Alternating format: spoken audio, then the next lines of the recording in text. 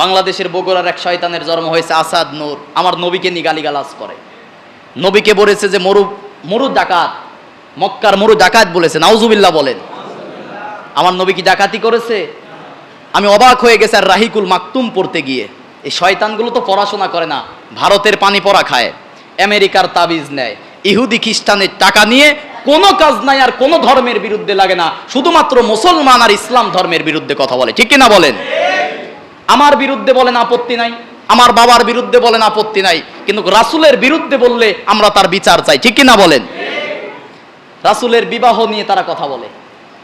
এই কথাগুলো সময় নাই, তারা যদি গবেষণা করতো, পড়াশোনা করতো, তথ্যগুলো পেয়ে যেত। একটা কথা বলবো, রাসূল সাল্লাল্লাহু আলাইহি সাল্লামকে যখন ডাকাত বলল, আমি অবাক হয়ে গেছি আর রাহিকুল মাকতুমের যুদ্ধ নীতি পড়তে গিয়ে। রাসূল যখন যুদ্ধে যেতেন সাহাবীদেরকে বলতেন যে তুমি যখন যুদ্ধ করবে, যুদ্ধ কি বন্ধুর সাথে করে না শত্রুর সাথে করে? শত্রুর সাথে। তাহলে শত্রুকে পাইলেই তো হত্যা করতে হবে, ঠিক কিনা? রাসূল কি বলতেছে দেখুন, রাসূল বলতেছেন যুদ্ধ করতে গিয়ে যদি কোন শত্রু তোমার কাছে আত্মসমর্পণ করে, খবরদার তার দিকে তুমি হাত তুলবে না। সুবহানাল্লাহ বলেন। যুদ্ধ করতে করতে যদি তিনি বুঝতে পারে যে না ইসলাম সত্য ধর্ম, খবরদার সে যদি তোমার কাছে আশ্রয় চায়, সাহায্য চায়, তোমার তরবারি যেন তার দিকে আর নিক্ষেপ করা না হয়, তুমি তাকে আশ্রয় দিবে। যুদ্ধনীতি। এরপরে বলতেছেন যে যেখানে যে অঞ্চলে যুদ্ধ করতে যাবে, বৃদ্ধদের গায়ে হাত তুলবে না, মহিলা শিশুদের গায়ে হাত তুলবে না, শিশু বাচ্চাদের গায়ে হাত তুলবে না। ওই যেখানে যুদ্ধ করতে যাবে তার আশেপাশে যদি কোনো ক্ষেত খামার থাকে, ফুল ফসল থাকে, সেগুলো তোমরা শত্রুর হলেও নষ্ট করবা না, তাদের ঘর বাড়িতে তোমরা আক্রমণ করবা না। আচ্ছা বলেন, এই কথাগুলো দেখলে শত্রুর বিরুদ্ধে যাচ্ছি, ওর ক্ষতি করাই তো আমার কাজ, ঠিক কি না?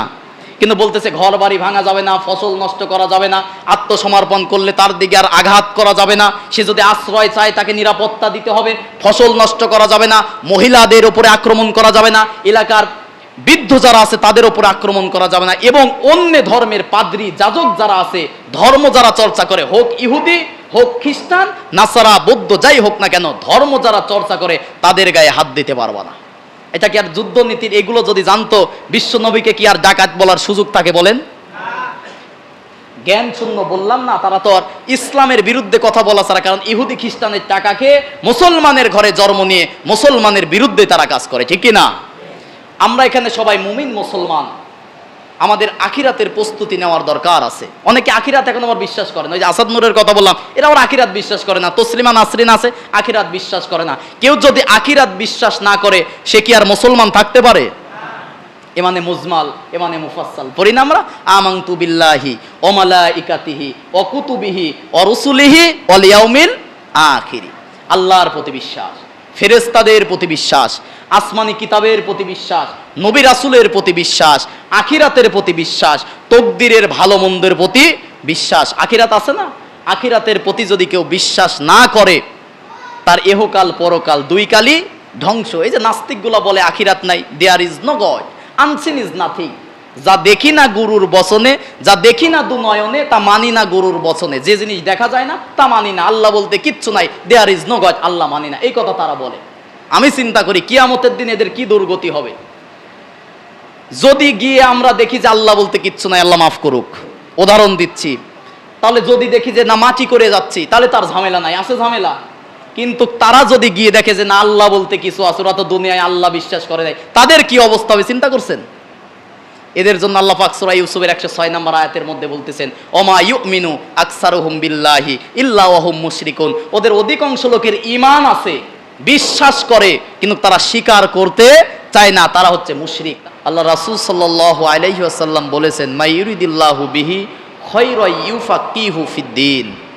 দ্বীনের কাজে, ইসলামের কাজে, কোরআনের কাজে, এক কথায় আমলে সলেহ ভালো কাজের দিকে আল্লাহ রাব্বুল আলামিন যাকে তাকে কবুল করে না। আল্লাহ যাকে পছন্দ করে, যাকে ভালোবাসে, যাকে মনোনীত করে, তাকেই মাত্র কবুল করে। আমরা আল্লাহকে সেজদা দেওয়ার জন্য এসেছি, নামাজের জন্য এসেছি, নিঃসন্দেহে এটা একটা ভালো কাজ, ঠিক কি না?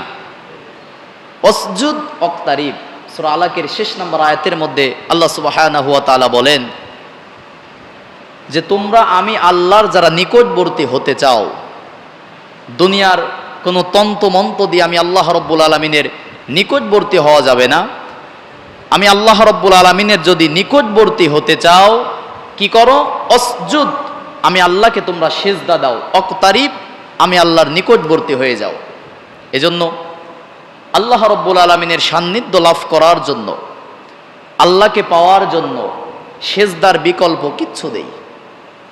সলফে সালেহিন, রাসূল থেকে শুরু করে সাহাবী থেকে শুরু করে বড় বড় ইমাম এবং আল্লাহর বড় বড় ওলিদের জীবনী খুঁজলে পাওয়া যায়, সবচেয়ে বেশি তাদের জীবনে যে জিনিসটা ছিল, সবচেয়ে বেশি আল্লাহর শুকরিয়া আদায় করার পাশাপাশি তারা আল্লাহকে সবচেয়ে বেশি সেজদা দিয়েছে। ওলিয়া উলিয়ার বাংলাদেশ আমরা বলি শাহজালাল, শাহপরান, শাহ মাকদুম, প্রত্যেকটা ওলিয়া উলিয়ার জীবনী পড়বেন, দেখবেন যে তারা রাতের বেলায়, শেষ রাতে তারা আল্লাহকে সেজদা দিত, তাহাজ্জুদে দাঁড়িয়ে যেত, দিনের বেলায় দাওয়াতে কাজ করত। এজন্য আল্লাহর নিকটবর্তী যদি আমরা হতে চাই, আল্লাহর প্রিয় বান্দা যদি হতে চাই, আল্লাহর সেজদা দেওয়া ছাড়া, আল্লাহর শুকরিয়া আদায় করা ছাড়া বিকল্প কোনো রাস্তা নাই। আল্লাহ পাক বলতেছেন, লা ইন শাকারতুম, যদি কোনো ব্যক্তি আমি আল্লাহর শুকরিয়া আদায় করে, অবশ্যই আমি আল্লাহ রাব্বুল আলামিন আমার বান্দার প্রতি যে নিয়ামত দিয়েছি, সুস্থতা দিয়েছি, সুস্থতা রাখবো, অভাব অনটন দূর করে দিয়েছি, আলহামদুলিল্লাহ, আমার যতটুকু টাকা আছে, যে কয়টা বাড়ি আছে, একটা তো অন্তত থাকার মতো সুন্দর বাড়ি আছে। পথে ঘাটে দেখবেন, স্টেশনে অনেক মানুষ রাস্তায় ঘুমিয়ে থাকে, আপনি তাদের দিকে তাকালে চিন্তা করবে যে আল্লাহ তো তার চেয়ে আমাকে ভালো রেখেছে, আমাকে তো একটা থাকার মতো একটা বাড়ি দিয়েছে। এই শুকরিয়া যদি আমরা করতে পারি, আল্লাহ পাক বলতেছেন, ওয়াদা করতেছেন লামে তাগিদ দিয়ে, যে অবশ্যই আমি আল্লাহ রাব্বুল আলামিন আমার বান্দার প্রতি সেই নিয়ামতটি বৃদ্ধি করে দেব। বলি সুবহানাল্লাহ। এরপরে বলতেছেন, ওয়ালা ইন কাফারতুম, আর যদি কোনো ব্যক্তি আমি আল্লাহর নাশুকরিয়া করে, কুফরি করে, অকৃতজ্ঞ প্রকাশ করে, ইন কাফারতুম, যতটুকু নিয়ামত আমি আল্লাহ দিয়েছিলাম ওই নিয়ামতটুকু আমি আল্লাহ ছিনিয়ে নেই। ইন্না আযাবি লাশাদীদ, আর যাদের কাছ থেকে আমি আল্লাহ রাব্বুল আলামিন নিয়ামত ছিনিয়ে নেই, তাদের জন্য ইন্না আযাবি লাশাদীদ, আমি যন্ত্রণাদায়ক শাস্তির ব্যবস্থা করে রেখেছি। আল্লাহ পাক সূরা রহমানের মধ্যে 31 বার আল্লাহ সুবহানাহু ওয়া তাআলা বান্দাদেরকে ডাক দিয়ে বলতেছেন, ফাবি আইয়ি আলাই রাব্বিকুমা তুকাজ্জিবান, হে বান্দা, আমার কোন নিয়ামতের তুই নাশুকরিয়া করবি? তুই বলিস নি যে চোখ দিয়ে দেখতে হবে, আমি আল্লাহ তোকে চোখ দিয়েছি, ঘ্রাণ নেওয়ার জন্য নাক দিয়েছি, জিহ্বা দিয়েছি স্বাদ গ্রহণ করার জন্য। এই যে না চাইতেই যে আমি আল্লাহ রাব্বুল আলামিন চোখ, নাক, কান দিয়ে একটা পরিপূর্ণ মানুষ হিসাবে তোকে সৃষ্টি করলাম, কোন নিয়ামতে তুই অকৃতজ্ঞ হবি, নাশুকরিয়া করবি? বল, ফাবি আইয়ি আলাই রাব্বিকুমা তুকাজ্জিবান, একটু দেখ, আমার কোনো নিয়ামতের ভুল খুঁজে পাবি না।